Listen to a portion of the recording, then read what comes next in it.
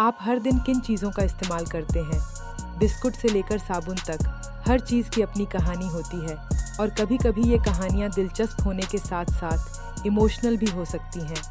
आज हम दो ऐसी ही कहानियों के बारे में जानेंगे जो अक्सर आपके घर में भी नज़र आती हैं। पहली कहानी है पार्ले जी बिस्किट की उस प्यारी सी बच्ची की जो हर पैकेट पर मुस्कुराती हुई नज़र आती है, और दूसरी कहानी है निरमा वॉशिंग पाउडर की उस सफ़ेद फ्रॉक पहनी लड़की की जो हर घर में कपड़ों को साफ करने में मदद करती है। तो सवाल ये है, ये कौन सी लड़कियां हैं?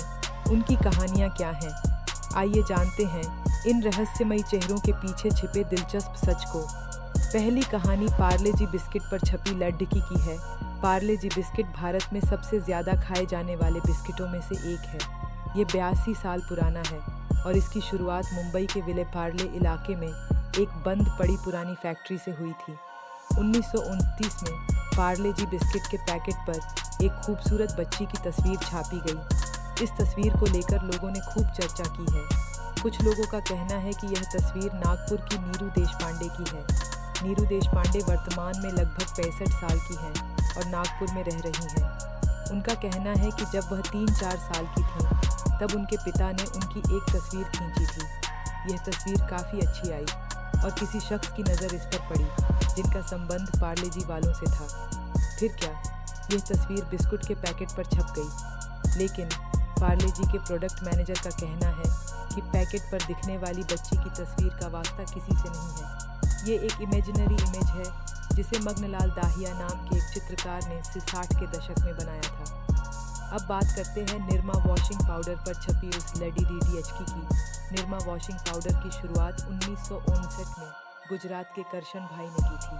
करशन भाई की एक छोटी बेटी थी जिससे वह बहुत प्यार करते थे। उनका नाम निरुपमा था, लेकिन प्यार से वह अपनी बिटिया को निरमा कहकर बुलाते थे। एक दिन निरुपमा का एक्सीडेंट हो गया और उसकी मौत हो गई। इस घटना से करशन भाई टूट गए। वह हमेशा से इसी बात की ख्वाहिश करते रहते थे कि उनकी बेटी निरमा बड़ी होकर खूब नाम कमाए। लेकिन निरमा की अचानक डेथ हो जाने से उनका यह ख्वाब पूरा नहीं हो सका। फिर उन्होंने निरमा वॉशिंग पाउडर की शुरुआत की और पैकेट पर अपनी बेटी निरमा की तस्वीर लगानी शुरू कर दी।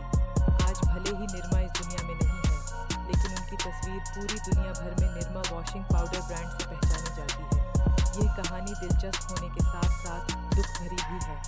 ये हमें सिखाती है कि जीवन में कुछ भी स्थायी नहीं है, लेकिन हम अपने प्रियजनों को हमेशा याद रख सकते हैं।